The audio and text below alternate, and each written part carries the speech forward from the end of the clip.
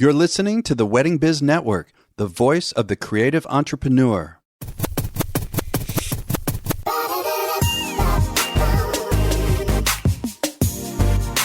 Hey everyone, it's Andy Kushner with The Wedding Biz, and today's episode is a revisit of a super popular interview of celebrity planner Mindy Weiss from July of 2018. This episode is not only so revealing about Mindy's personal life and with stories about her career development, but you are also about to hear tons of tips and inspirations from a true icon. Listen to how she got into and built such a successful business, including how she built and manages her team, how she deals with the financial aspect, how she manages challenges that all of us inevitably experience. Hear all about her process and how she creates dream weddings, including details about her first of numerous celebrity weddings. She even reveals a great deal about how she balances her business with her personal life. So get ready to take in all kinds of new insights you haven't heard before during my conversation with Mindy Weiss. You're a best-selling author of 3 books, The Wedding Book, The Wedding Planner and Organizer, and The Baby Keepsake Book and Planner, and are a product innovator and spokesperson. You plan celebrations all over the world, and you've designed a highly successful line of wedding stationery with wedding paper divas, and you've launched a jewelry line designed for the modern bride. And your client list includes some of Hollywood's biggest names, actually a lot of them. Sofia Vergara, Fergie, Ellen DeGeneres, Jessica Simpson, Heidi Klum, Pink, Jennifer Garner, Katy Perry, Gwen Stefani, Channing Tatum, many, many, many more. And fans like my daughter of the TV series The Bachelor, she forced me to, get into that, will recognize the televised weddings you've planned and designed for them. And your team are considered innovators and trendsetters. And I mean, Mindy, I was, thinking on the way here, I can't remember a time when you have not been listed like at the top. When I look at these lists, the best planners, designers, you're always like number one. I've never seen anything else. And it's such an accomplishment. I mean, thank you. Yeah. How do you look at that overall now? Well, when I see it, I dance. I don't take it. You take it in. Oh my God. I take it in. I'm always hoping I'm on the list because, I work hard to stay on those lists. I don't just, figure I'm going to be on every list. Yeah. And I'm just as surprised every year that I'm still making the list. I work hard to keep it going and being innovative. And we got a lot of little people who are claiming they're wedding planners now. So I got to stay on my game. Yeah. In this business, it's like, when I think about this, my own experience in the music side, it's like I can't stop innovating. I don't feel a pressure because I love it. Yeah. But I feel like innovators never stop innovating. Right. In a sense. It's the minute you get lazy that you lose out on introducing a new item to people out there, whether Instagram, social media. That is my opportunity to show people what I do.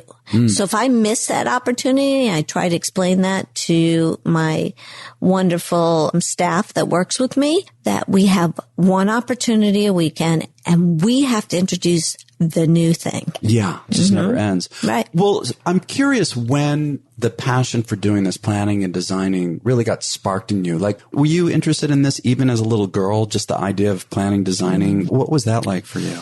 Well, I was always redecorating my room. That was like, I drove my parents crazy. I always had a new look. I was very much into fashion. But what really got the party bug going is my parents gave the most unique parties. And my sisters and I used to sit upstairs on top of the staircase and look down on all my parents' friends and the craziness that was going on and the beauty and the creativity and the laughter. And, I didn't know what else was going on down there. It sounds like my parents' home too, right? Very, that my eyes would be big and exciting and my sisters would want to go to sleep. And I go, no, let's see what happens. Let's see what interesting. happens. So look, my sweet 16. Yeah. Now, as a parent, today, I am mortified at what my mother did. But as a creator, innovator, unique passion for this business, I never had any boobs. I never developed and it drove me insane. So my mother had my sweet 16 at the Playboy Club. What? Okay. And at that time, it was, in a place called Century City and this, office building. These were, the Playboy clubs, they were all like executive clubs. Yeah. My waitresses were Playboy bunnies. Come on. I swear to God. I finally just found the album, and I'm going to bring it to one of these lectures. I have to show people. What you mean, like with the bunny ears? The bunny ears with sashes that said Mindy Sweet 16. The invitation was a key. Like, you got a key and it said, don't be a rabbit, let us hear from you. I mean, this was my mother. Your mother's a nut. The most creative, funny, but now as a mother and I get an invitation where, that my child's invited to the Playboy Club, but it was a beautiful affair. But what was your impression? Like, were you, I thought it was funny. Yeah. I mean, oh, you did? It was just like, here she goes again. Cool. Yeah. My dad was a member there. And I mean, who knows? Now, as an old lady here, I think back on it and it's funny. And that is kind of what sums me up. I love a good sense of humor. Yeah. So the party business was in my mind all the time because my mother constantly was creating fabulous parties. Wow. So what did you do with that? Like in high school and let's say going into, I assume you went to college. Yes. What did you do with all of that? High school, I ran for every office. In junior high school, I was head of community service. Uh-huh. In high school, of course, I wanted to be the queen and princess. I got close. I was princess a few years, runner up to the queen, but always planning. The prom, I was on every committee. And then, of course, in college, I was social chair in my sorority, Gamma Phi Beta, Red Hot Tomato. And, it was always in me. I was always planning. And then I got married very young. Oh. Worked at a beautiful stationery store and design. Is this after college or during college? After college. But what did you major in then? I majored in production. I wanted to be in radio, television, and film. Okay. And I went to San Diego State, and then I had to transfer home in order to graduate because I had a really good time at San Diego State. Still have wonderful friends from there. Yeah. And graduated in radio, television, and film. But ended up getting married young, and his working hours were quite unusual. So I could only get a day job of, I worked at a stationery store where it was meant to be, which I believe I met my very, very best friend, Janice, who we started a stationery business called Jam, Janice and Mindy. Sure. I know about them. Yeah. And we sold out of my house. We sold invitations and we had wonderful clients who would come. We were very busy. And so this is the first thing you say you did out of college. That was your first job. Yes. So you sounded pretty laser focused from the beginning. Oh, yes. I knew I had to work. Well, my first job out of college was but I always worked. My very first job was at a bakery that was down the street from my house. I was 12 or 13. And I loved it. I prided myself on putting the bread through the cutter and being able to do it with one hand and wrap it and tie it. And I loved to work until I gained about 15 pounds working at the bakery. And I quit and then worked at a lot of clothing stores and always have worked. I don't think I've ever not had a job. Well, so how many years were you partnered with Janice with Jam? I still am. So we're on about 36 years. Yeah, I mean, I see walking into the office that, they're also on the door. Yeah. So when then did you start to break out of, or let's say in addition to invitations? I'd say about 5 years into the invitation business, I had a client who said, can you just do the party too? And, I did a lot of event planners invitations and a lot of them were very stressed out and, very uneasy. And I just didn't want to be an event planner. I just thought, I had 2 children at the time. And you saw yourself just staying in stationery at that time? I loved the creativity of it. And I was satisfied with that. Yeah. And then this one client wouldn't give up and just said, please, my family's not getting along. I would just love, we've known you forever. Can you just put together this party? And I said, okay. And that one party that I somehow faked everything and literally God went through at the time the phone book. There was a big yellow phone book. those days. Yes. Right. And tried to find balloon artists. And, I had no contacts whatsoever. None. Had you been to many weddings before that, just as a guest? Yeah, my girlfriends. Yeah. And I guess your own. Yes. So what was do you remember your concept for that first party? Yes, the gentleman was 75 and it was a celebration of life and it was a lot of color and just this big celebration of life. So what did I think? That it had to be high energy and colorful, and it was successful. And from that one job, I got 10 jobs. Oh my God. But it was for a very high end client. So his friends right from the beginning. were also very high end. Yeah. So then the bug, it instantly hits you. If it's in you, it's waiting to be tapped into. And mine was not tapped. It was heavily pounded upon. Jeez, do you remember that moment? Oh my God. When was it? Well, the moment that you look back on a party that you had no idea what, and I looked back and people were going in when they walked in the room and they stopped, no iPhones, nothing to stop to take pictures, but literally stopped to take it in. That was a high. Your endorphins kick in. You're exhausted, but you're just inspired to, let's do it again. I have more ideas. Coulda, woulda, shoulda. I should have done this. And then the calls started coming in and it took from there. And it wasn't until all of a sudden I had a celebrity client, which I literally did not know the impact that was going to take on my business. I was so naive. Publicity-wise. At the point, I just thought it was Brooke Shields and Andre Agassi.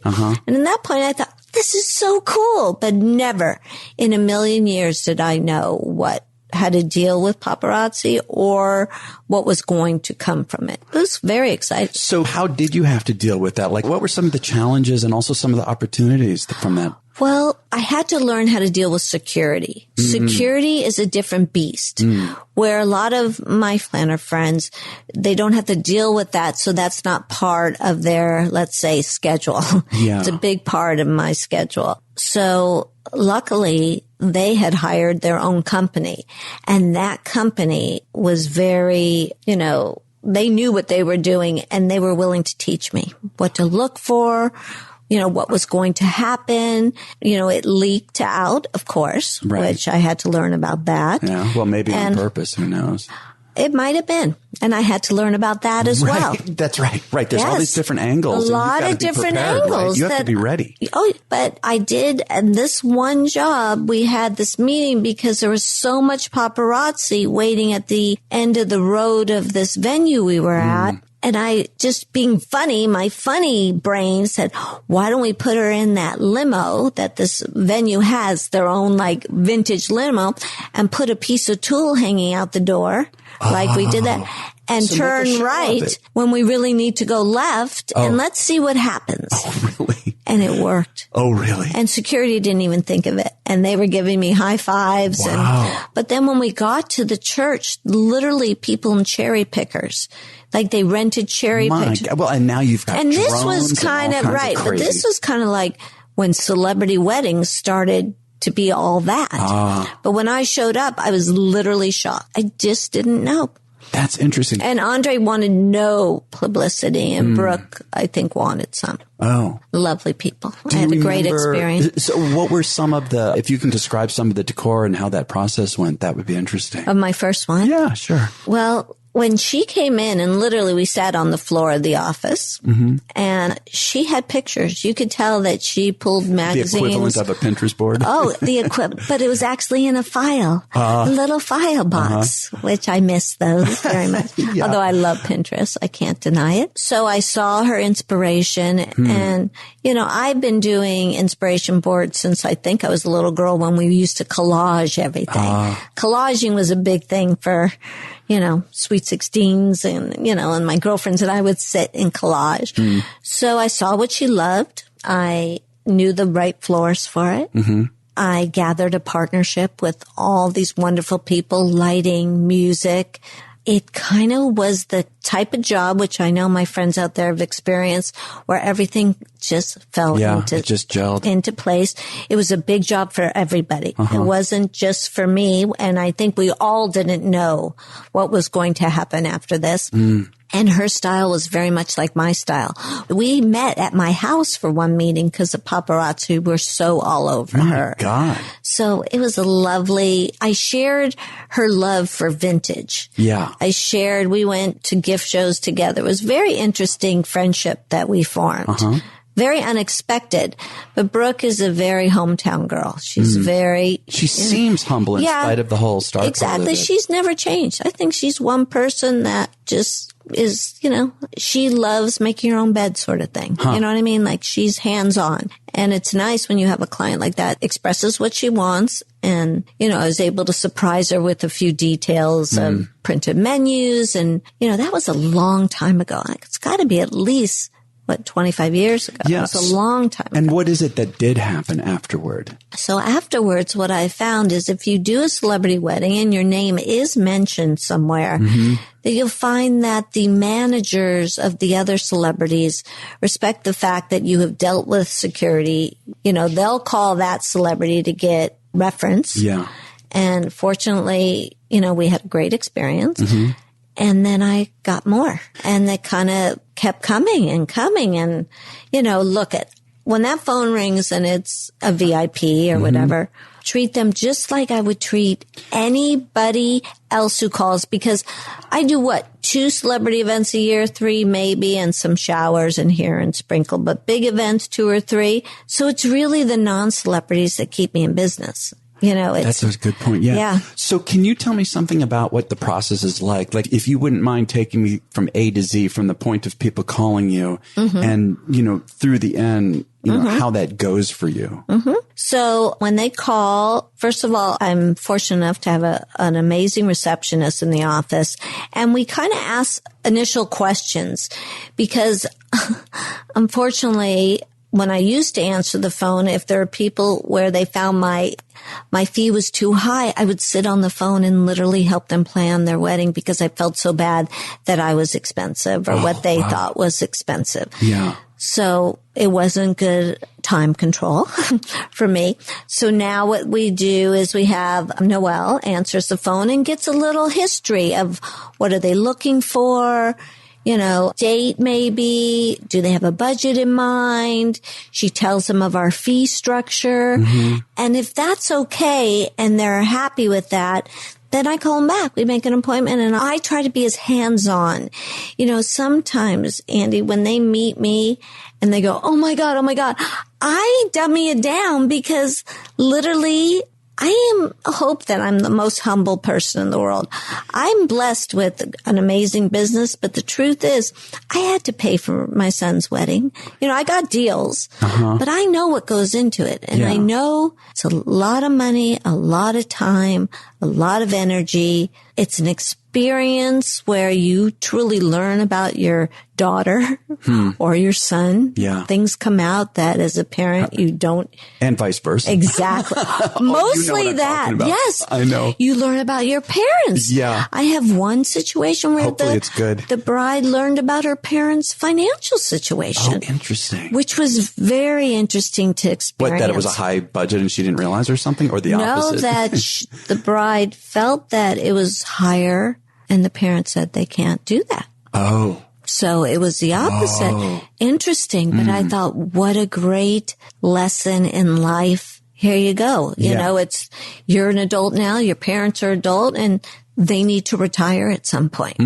So it's interesting, So there's a lot of psychological situations involved here where I really feel that I could be a therapist. Well, that's funny. I was just going to say that. I mean, even in my situation on the music side, I've been in places where there was one last year, as a matter of fact, and they ended up canceling the wedding, the bride and groom, because it was one of those where it was over the top between the groom's parents and the bride's parents, the groom's parents and the kids and this. And, and I remember the mother telling me something about this and I felt like, whoa, I'm getting into territory. I got to be very careful here. And I ended up being just really honest. And I talked to her about, how well why don't, in a nice way, I was basically saying, why don't you ask them what they think, what they would like? I mean, it was just incredible. I'll tell you one, at the beginning of my career, I did, when I go meet the clients, right? And we'll go back to my process. Yeah, sure. We went to meet a client. We had to travel a little and we went there. And some of our first questions, I love to know how they met. And I love to know, I don't want to start in, okay, what's your budget? Sure. No. Because if I'm going to be with them a year, we need to have some sort of friendship going connect, here. Right? We need I think it's all about connect. I agree. And they need to tell me how they're feeling. That anger that builds up if they can't say things that they want to say is not worth the argument. So I'm saying, okay, and what's your groom's name? And she goes, asshole. Come on. And from that, with a smirk or no? Yeah, I think they just had a really bad morning. Oh my God. But I said to her, let me be honest with you. Yeah. If you're feeling this way now. Yeah.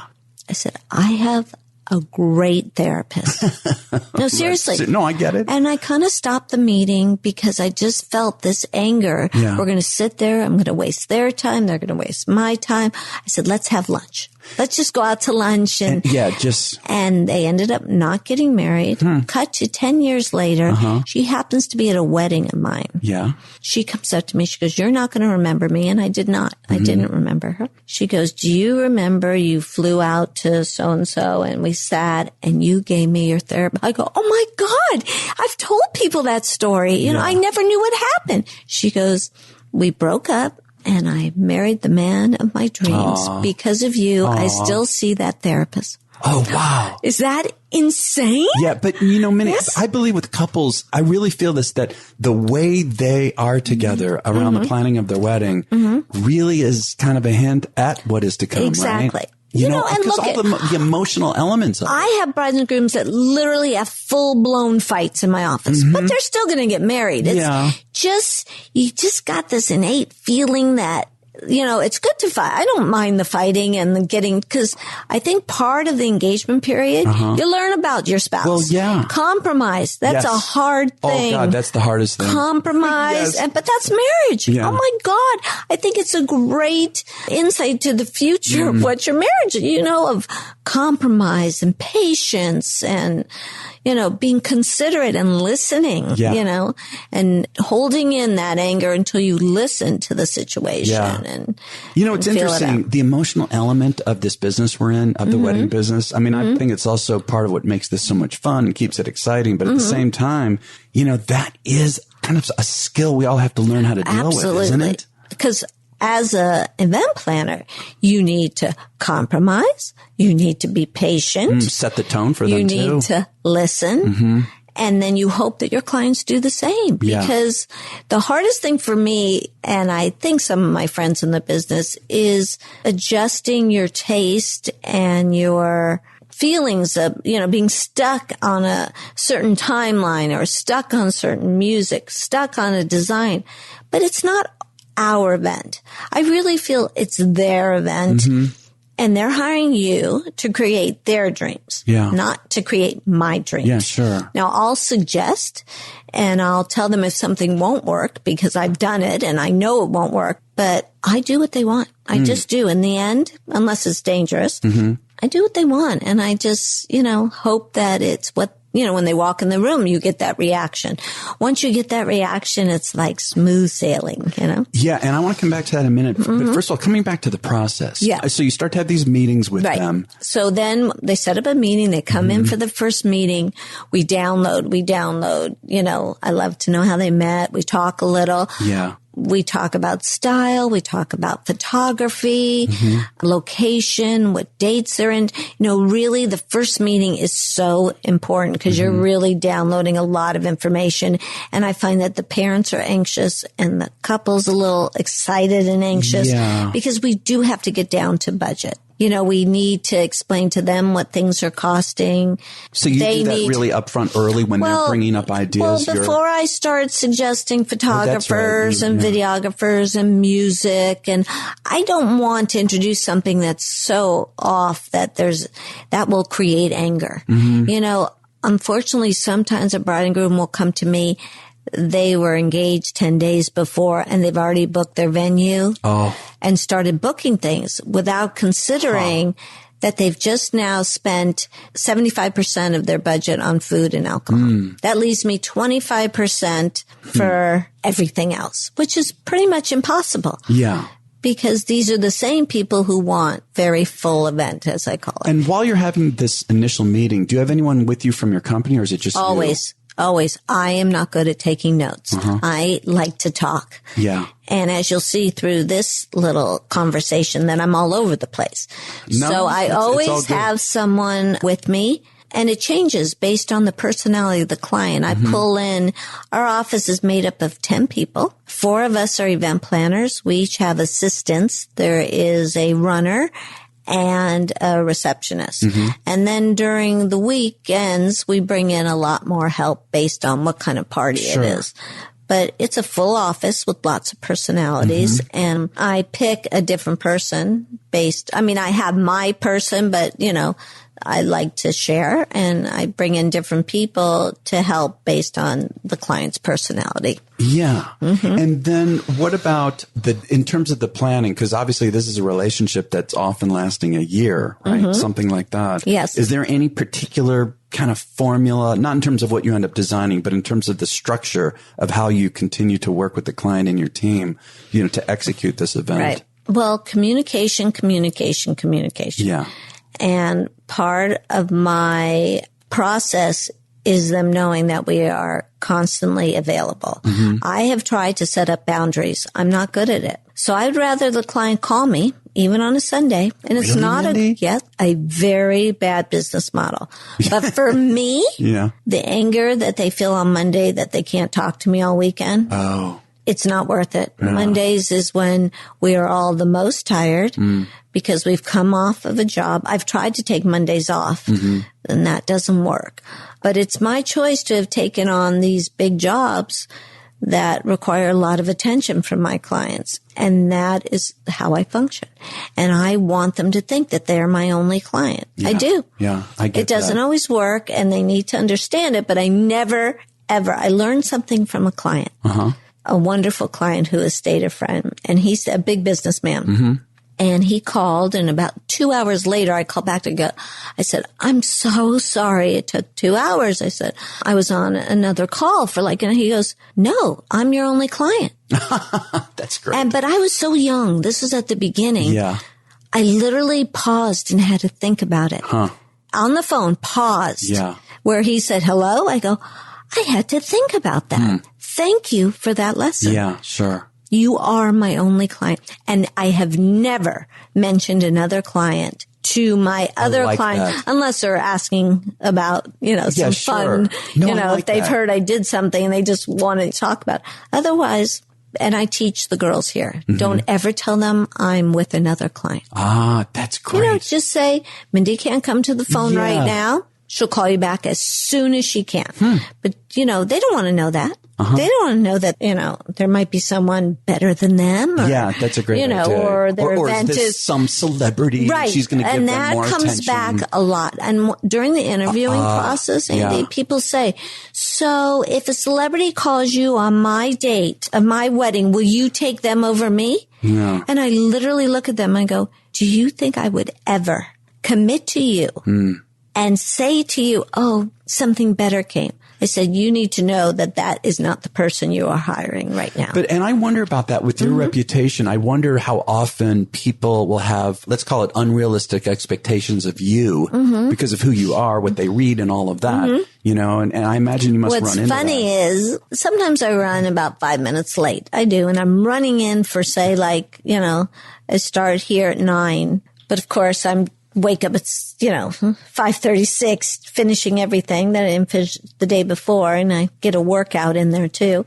And I'll run in sweats. Sometimes I'm not even dressed. Yeah. And I'll run and go, oh my God, I'm sorry. And the clients in the front office will say, oh, it's okay. We're waiting for Mindy. And I go, I'm Mindy. Come on. I really think people think I'm going to come in in a beautiful suit, high heels, headset. Yes. Clipboard. That's funny. And they're very surprised at who they're meeting. And I've had clients come in with chips on their shoulder, like ready to, well, why do you charge this? And why? I had one client who just came in with the mother of a bride, was such attitude. And she was grilling me. And I gave her my price. And I told her and she literally stopped. She goes, you are nothing like I thought. I go, well, what made you think that? She goes, I don't know. I think people just think you're going to be this bossy kind of, And she says, I really like you. And I says, and that's what I hope for. Yeah. I said, I'm a mom who has to work. Right. And if I'm going to work, I'm going to do it the best I can do. But let me tell you, in every interview, and I know you've heard me say this, I think, in some of the engages we've gone to, part of the interview process, I say, one thing about me is if my children call during a meeting with you, I have 3 boys, my daughter-in-law, and my granddaughter, Goldie. You have a granddaughter, Mindy? Yes. What? My whole life has changed. Oh, my God. Because I got the girl. Anyway. But anyways, until she can call me, too, right. I take the call. I said, it's a quick call. Yeah. But if they're calling me, I need to talk to them. But this comes back again to connecting with people on a human level. And my experience of you, I've known you for years, is definitely that you're humble. I've always had that impression of you. And so I think for people to get that, the way they get that from you, it then loosens them up and it allows them to feel taken care of and they trust you and on and on and on. I'm a caregiver. I think I do a lot of athlete weddings. I'm not sure why, but I think because they can't meet with me very much, the actual grooms, and I've done a few female athletes, but because they cannot meet with me and they have very limited schedule and they are very protective over the budget, and I respect it. I take care of them, and I really enjoy that it is a limited amount of time. And when they can meet, we make sure it all gets done. But I enjoy that. I want to be sure you know the wonderful news of our latest show, Stop and Smell the Roses, with acclaimed lifestyle and event design expert Preston Bailey. Not only will he share the secrets, tools, and technologies behind his extraordinary ability to create a theatrical environment out of any space, you will also discover more about the man behind the magic. Preston will reveal how his focus on personal growth has been the root of his professional success, and you'll have the opportunity for him to answer your questions along the way. Plus, Preston will be inviting onto the show many of the star celebrities he has worked with in the past, so you don't want to miss a single episode. We also have another great show on the Wedding Biz Network, The Business of Being Creative, with host Sean Lowe. Since debuting, his show has really taken off, and he's continuing to bring you the creative business advice he's shared with accomplished industry notables. Be sure to take advantage of Sean's talkback opportunity by recording questions and comments from right there in each episode's show notes. So, if you are a creative who is turning your craft into a business or want to take it to another level, head to theweddingbiznetwork.com and take a listen to Stop and Smell the Roses with Preston Bailey and The Business of Being Creative with Sean Lowe. That's theweddingbiznetwork.com. Can you tell me maybe 1 or 2 stories of some of your favorite weddings? It's up to you if you mention names or not, but just some of your favorites and giving me some detail about them and how they went. You've done an incredible amount of fabulous A lot parties. of people ask me, what was your favorite wedding? And I don't have a favorite wedding. I have elements that I loved at several weddings, right? But some of the ones I remember most are the ones that I've stayed friends with. Who actually after the event, when they all say, every bride says, oh my God, I'm going to call you right when I get back from my honeymoon. This is going to be, we've spoken every day for a year. And but then you don't hear from them because life goes on. Yeah. They are busy in their own life, but it's those handful of people that call you from their honeymoon or, really you become friends with them. Like, I, held up their dress while they're going to the bathroom. It's an intimate situation. Okay. It's, things about their lives that, I'm sure they reveal things in the process. Yeah. Because you become a confidant. Yes. From financially, personally, there's so much. But I would say Jimmy Kimmel's wedding was a great experience. Him and his wife are completely humble. Molly, right? Molly. I adore them. Yeah. And because they have this kind of free spirit attitude. Their wedding was beautiful, outstanding. They're very trusting. And it was just like one of those weddings that just flowed. It just worked. And I've stayed friends with them. Can you give me some details about that? And when you say free spirited, what does that mean to you in terms of how it then allowed it to flow? Free spirited means that they know that things can go wrong. They know that, okay, and there they could accept be. it. In other words, right. like, hey. Well, what if, but whatever. It wasn't like, oh my God, if it rains, what are we, there was no there were some very VIP people that were invited that are used to people. The thing with celebrities is that they're used to getting everything and usually the best because the people who take care of them make sure that happens. Yeah. But when you're invited to a wedding, you become just like everybody else because there's not 100 best rooms at a hotel. Right. Do you know what I mean? That's right. Or the best seat. And what happens is it just humanizes everybody. And you find that the celebrities really don't care.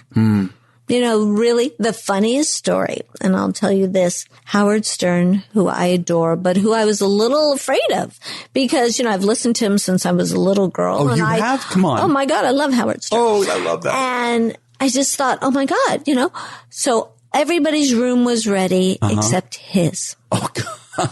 Of all people, his room just wasn't ready yet. He's not one to just hang out in the lobby. And so I get on the walkie. Howard Stern's room is not ready yet. That's all I heard. Wouldn't you know, I drive right by him. Oh. And instead of, oh, Mr. Stern, I'm so sorry. Instead, I went, Howard! And I go, of course your room isn't ready. The one who would care the most. Oh, that's good. I approached it. You diffused it immediately. I approached it in a way like, oh, wouldn't you know? Right. And he looked at me, he goes, Mindy, I'm watching you. But you knew he was fine. And he's married to the most wonderful woman, But these are funny stories that are just, like, I'm a normal person. I don't think I'm under people and I don't think I'm over people. I just think I'm people. Yeah. And so are they. And that's how I approach it. I'm not afraid of anybody. I'm not, they pee just like we do and they just get a little more extra attention, but also they work very hard. Yeah. Yeah. So, I respect that. I respect their time. When a meeting is set up, they have a very limited amount of time, and I respect that. Well, and, again, I want to bring it back to connection, and that's what you're talking about with them, the way you talk about Jimmy and Molly and even meeting Howard. There's a quote that I read somewhere that you said, I think my events have a lot of heart. You can't buy a room filled with emotion, but you can fill a room that exudes love. I love that. Yeah, thank you. I love that I said that. I'll have to remember that. Can you say something more about that? Like what Well, I always say, because clients come in, they go, how much do I have to spend to have a fabulous party? And I go, well, it's truly not about the money. The fabulous comes from the warmth and the warmth comes from the mush. And if the couple doesn't have the mush and if they separate from each other during the wedding and if they, don't stick together and dance, if they don't dance, people don't dance, Yep. And you can't buy that and I can't make that happen. So that is what makes a memorable party is the mush. But you are providing the foundation for it, the atmosphere for it, the emotional backdrop. And when I can eliminate the stress and during the whole day, from the minute that bride and groom wakes up in the morning, I am a stress reducer. My team, we know we have surprises in the bridesmaids room where they're getting dressed. We take care of the guys. Yes, we do offer them a drink instead of telling them they cannot drink, but we limit it. And I say to them, you guys, just try. I'd like to see you make it down the aisle and not make a fool of me. But after that, I don't care what you do, but enjoy yourself during the day because it's part of the experience. You know? And I make sure they have everything. If they ask me for something, we do it. No attitude. From a Tampax to Moroccan oil for your hair. We do it. We are hired as an employee for whatever amount of time it takes to plan this event. Get over yourself. This is the job that we are hired to do. Yeah. I am not too good to do anything. Yeah. But at my age now, what has changed is respect. What do you mean? I don't want to be spoken to without respect. And another event planner, Lisa Vorsch, in her contract, she has a respect clause. And I told her I would like to put that in my contract. Because what comes with high-end events, when they're spending a lot of money, is sometimes a little expectation that they can talk to you a certain way. And now I finally have gotten to a place. Now, this empowered me only 2 years ago, but if a 24-year-old couple is talking to me without respect, I don't accept it any longer. How do you put that in writing in terms of a clause? I mean, literally, I actually copied hers, which just is, I will speak to you with, complete respect, and I expect you to treat me with complete respect. And who's to say what is respectful or not, but I've never had to. But obviously you've run into this enough that this has become a problem. And now, before it was okay, but I had a client who just yelled. It's just the way that he spoke. It was his way of communicating. And I finally said, I'm sorry. I'm just too old for this. I would rather flip burgers at McDonald's. That's funny. Yeah. But that's a way to diffuse it too. Exactly. The way you said, I can't even understand what you're saying. And it really affects me for the rest of the day when I hang up the phone with you. It does. It weighs on me. I'm sensitive. Yeah. So that is something very new in my business that I would rather write them the check right back and call it a day and leave without any other anger or, frustration. And I want them to have a great experience. What about also, we're talking about, in some cases, very high profile events, weddings. And again, the reputation and therefore the expectations. I'm wondering about the pressure that you might be feeling, on a day-to-day basis, on an event-to-event basis. Do you feel much pressure anymore, and how do you handle it? Well, I think about it this way. I am responsible for their memories. Think about that. Oh, I like that. Think about how much, I don't love the word pressure, but how much pressure, one is under. Yeah. Exactly. To be responsible for this day in their life. One of the most important days, whether it's a wedding, even a baby shower. These are life memories that they're going to look back on, I hope, with the fondest memories. So yes. I do feel pressure. I love when the ceremony's over. It's my favorite part of the day. Yeah. Because it's like climbing up a mountain all day long until you get to the top and they say, I do. And then you're on the way. You're going down the other side. You're going down the other side of the mountain for the party and you're like almost done. Well, do you have any techniques for dealing with it yourself that you've developed over all these years? Well, I know if the bride and groom have bad karma, which I call it, I know it's going to be a tougher day for us, and we're prepared for it because karma breeds karma. But like how? In what ways? Like things are going to go wrong. So you're just making. We're prepared for it. So you're thinking out all the possibilities. Exactly. It never fails that if the couple is mean or doesn't treat you well, then things will happen. Because it's their karma, it's not mine. I really believe it. Things start happening the day up. Sure. So we just are very much extra on patrol to put out any fire. Well, how about this too? Okay, so when you do run into a challenge, I mean, I know every single event has something, right? There's going to be something. It's just levels of what it's going to be. How do you handle challenges like in the moment, unforeseen, that you couldn't have thought of? Do you have some way that you tend to approach it? I love to come up with solutions. Because I've been doing it so long, my demeanor, I stay calm no matter what. It doesn't matter, even though it may be inner. I was going to say, what are you feeling inside? My stomach. I'm like, okay. Yeah. First, and the reason I'm like this, and the reason I stay calm, and the reason I know everything's important to me. I don't want to say this is someone's day. Everything to them is important. But I had a child who had cancer, who has survived. But that kind of put everything in perspective for me.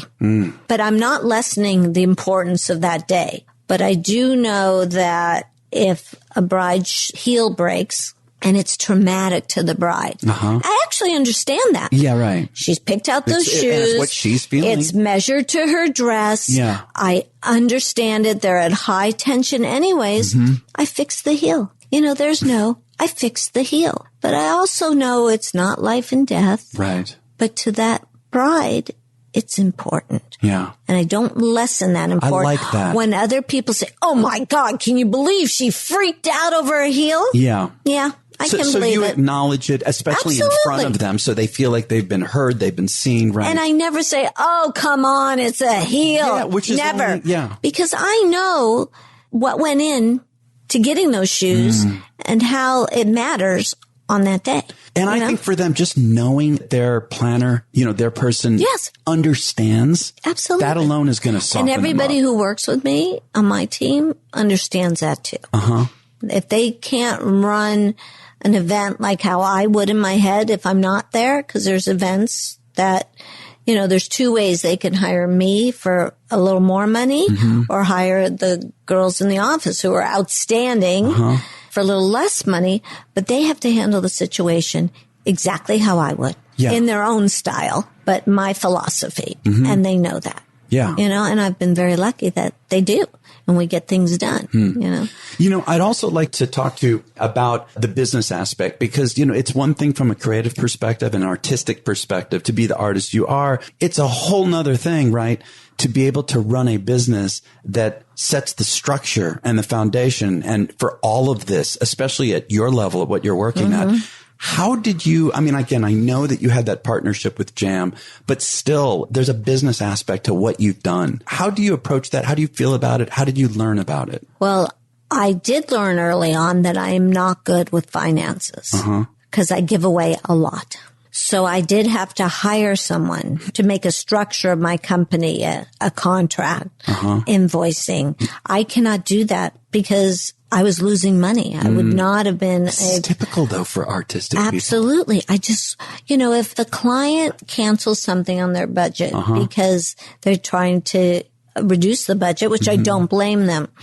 If it's not something unreasonable, it's always there because it's more for me than for them at that point. I'm like the artist. I'm painting a picture and without this one thing, I can't put my name on it. Yeah. I don't want to sign the piece of art. Sure. So I usually put it there and that's where we lose money. And so I've hired someone who's been in my life from the beginning, a consulting accounting firm. I got it. That keeps my crap together. Right. And calls me out on things when I don't charge enough. I actually had another event planner come up to me and tell me I'm not charging enough. Oh, right. They want you to charge more so they can charge more. Well, they want me at least to be as much as them because she says they'll choose you every time because you're less money than me. Right. But when it comes to finances, like I said earlier, I can't talk to people on the phone at the beginning because I have to have somebody else quote the prices. Well, but Mindy, when you say, I will say too, I think you're their planner, their designer. I feel like it should be completely separate. Like you shouldn't talk about finances. Right. When people ask me, now I, have Rebecca, who's the president of my music company. But when people used to ask me directly about money, I would say to them, I like to keep this relationship just, on the creative side. And I've got someone else who will talk to you about the money and they understand it and all. And they would appreciate that. I think there was some kind of a understanding and respect. And then it took me out of it, right? Same for you. That's what you're talking about. Yes. Because at the first of every meeting, they go, just throw out a number, Mindy. Throw out a number. What do you think this is going to cost? And I just met them 15 minutes before. I said, do you drink Dom Perignon or do you not care? Do you, are you going to take tequila shots? Or, I know nothing about you. I said, but if I'm going to figure high, here's what it is. But I am terrible on quoting prices. Yeah. But tell me to design flowers and give you a vision in 10 minutes of what you picture. I could do that. I can paint the picture for them. I just can't price it out. So what about the other aspects of running a business in terms of how you choose, how you create your team, and how you manage them? I had a lot of issues in the beginning with that. I was not the greatest manager. I've since learned. Yes. It's hard to manage, 8 women and 2 men, with many personalities.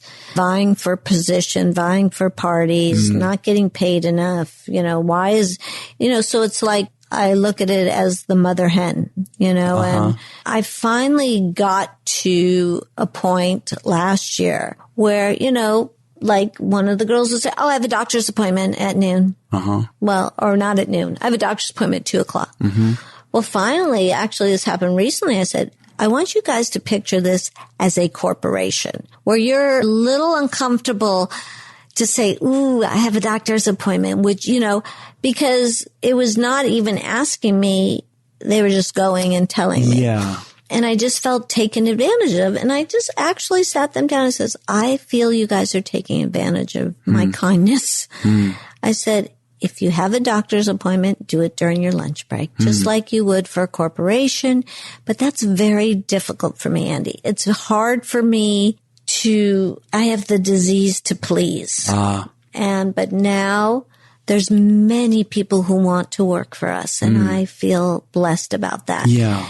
And if you're not happy here, you need to leave immediately because your unhappiness spreads like wildfire, and girls gossip and, so it's hard to manage. We have great intentions of having weekly meetings, but everybody is on jobs and, sometimes we can't get everyone together. So it's a constant struggle. Yeah. It's constant. It's personal.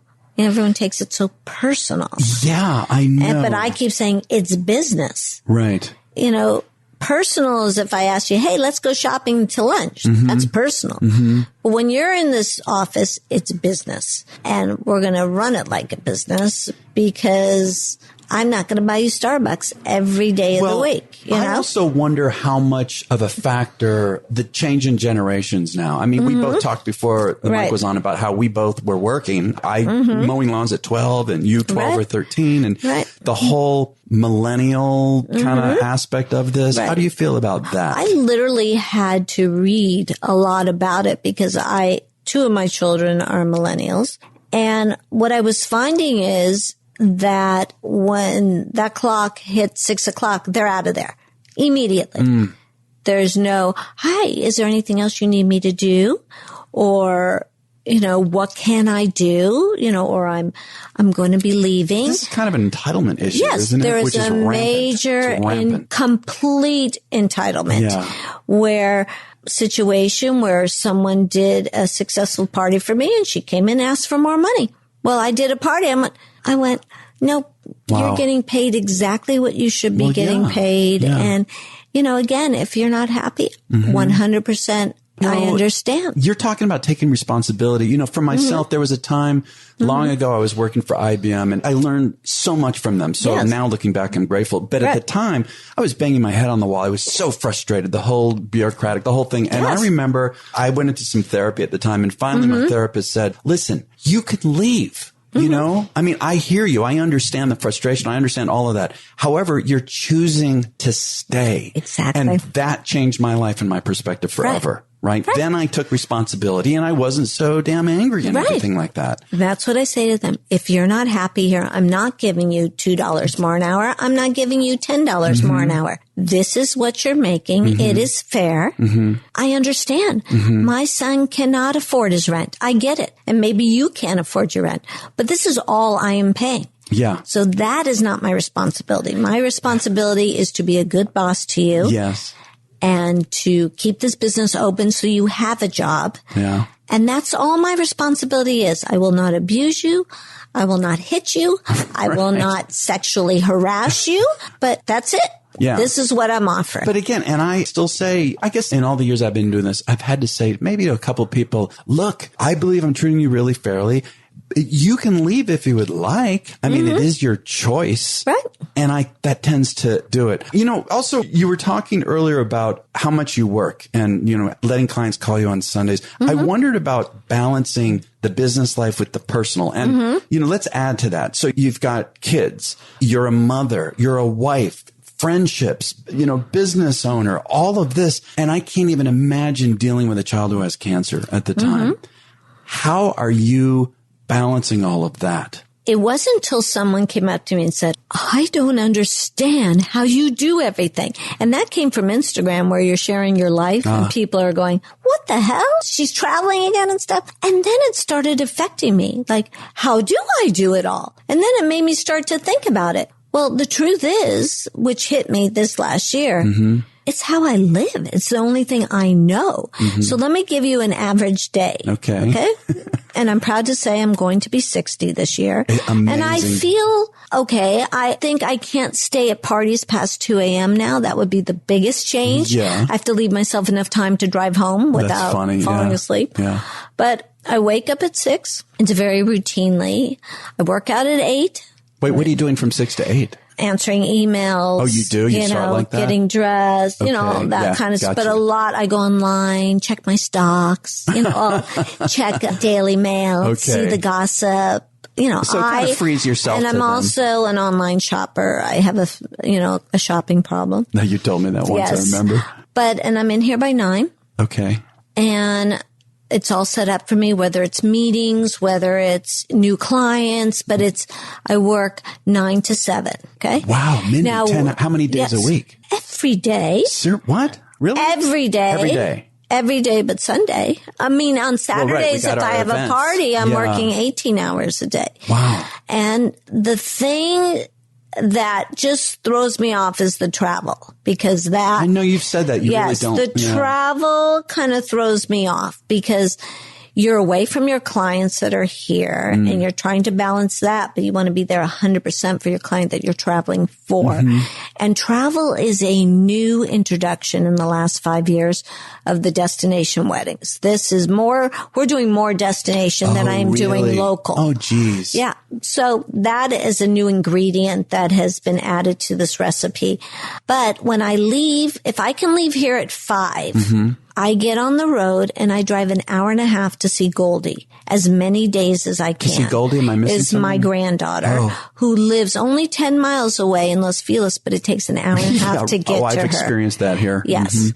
So that makes my whole day. That's so sweet. So now Goldie is a new ingredient in there. The more I can see her, the happier I am. Yeah. I talk to each child at least twice a day, and one can be a text, because that's all I ask them to do. 2 dogs, my husband, a household, the business. There's a lot going on, and 2 sisters who are very demanding, and we talk 3 times a day. Wow.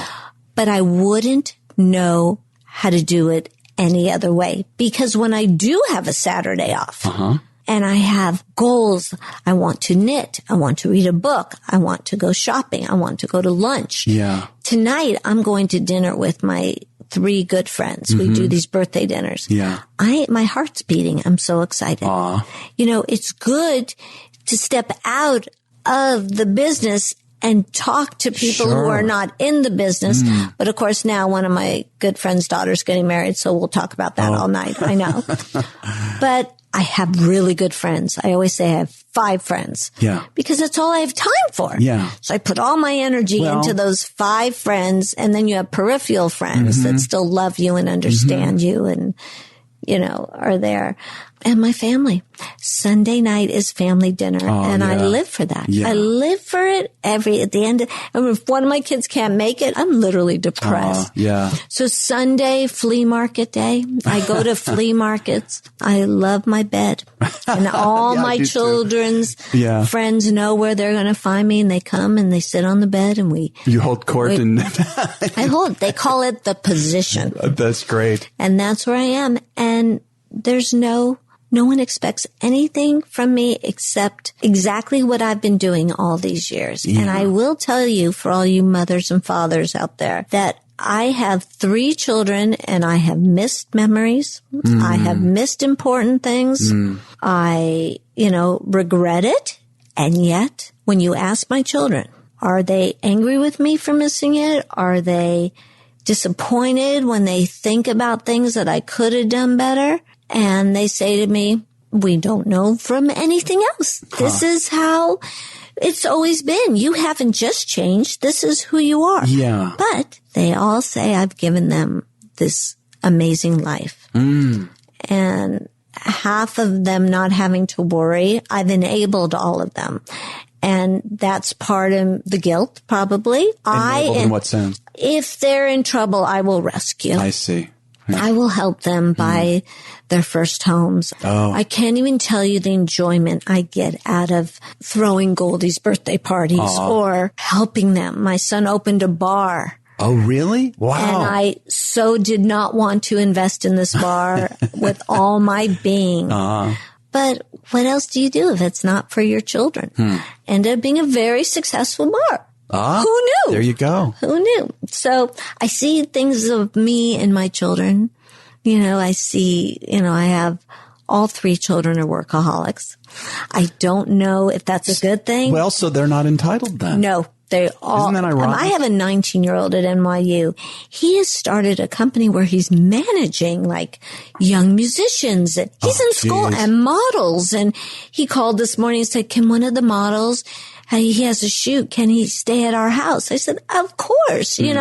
This is and let me tell you, when I'm with one of my children, they always have their arm around me. Oh, wow. We go shopping. We hold hands. Yeah. I don't know how I did it, but the expectation of them calling twice a day is very high. Sometimes I get the one call, but I get a call every day. And that's all I've ever asked from them, besides being really good people. Yeah. But, I want to add to this, too. I've said this a lot before, that I feel that, maybe there's some cost to some of this, but at the same time, we're role modeling for our kids. Yes. And I think like when you talk about your son who's at NYU and has started this business, I mean, of course, because he grew up with you modeling that, so I say that it's also, and also especially with what's going on now and everything with women. And I have a daughter, and I've talked to her a lot before and that's funny. She's in NYU too right now in grad school, but I've talked to her through the years about empowerment and how, not to grow up thinking with anything having to depend on a man or anything like that. And so I think that's really important that your boys and your girls, is it all boys, did you say? All boys. Yeah. But I have my daughter-in-law. Yeah, but still, but the boys even seeing, what you're modeling here. I think it's wonderful. Yes. So, looking forward here before we wrap up, what do you see yourself doing for like the next 5 years, maybe 10, but let's say 5? Okay. And I've thought about this a lot, actually, even though I didn't know you were going to ask me that, because the next 5 years will really crown my business. I do feel a little bit of the pressure of these new young event planners coming up, hipsters, new cool ideas, competition, people who've worked for me that have now left to go start their own businesses. And, I feel a little like, okay, I got to up my game. And you know what? I'm buying magazines, looking at new things, thinking, stay in the game. Yeah. And I'm going to stay in the game, no matter what age, no matter any philosophy where people say, "Oh, you're getting too old for this business." I feel I'm still young for this business. And what I have going for me is experience. And that the younger people coming in do not have. They sure don't. They don't have. They have a different work ethic.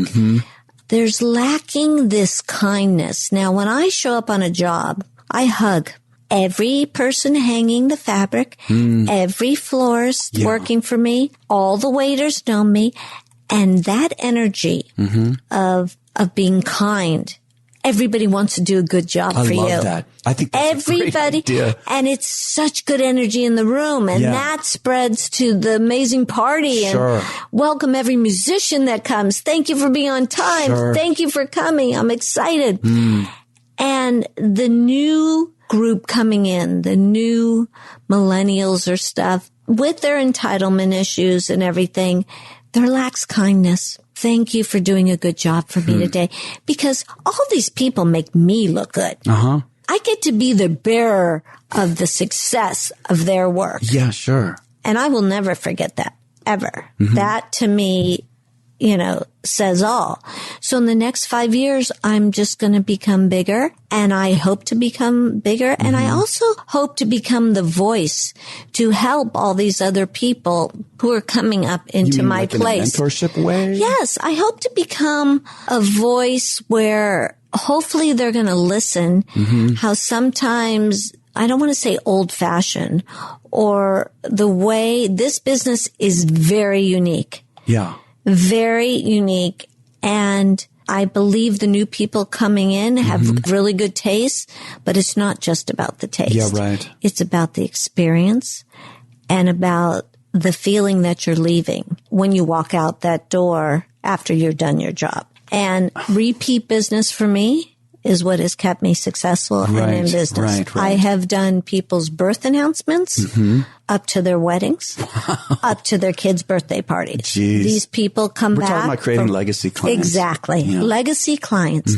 So I'm hoping in 5 years, everyone knows my name and that I've left a mark on somehow people's lives. And well, I think, Mindy, you already have. And the idea of continuing to do so, I mean, I'm ecstatic that you're sticking around because you do not look the age that you mentioned. Not at all. I hope not. Working at that. Oh, and I do fit some facials in there into that schedule. Well, of course. Yes.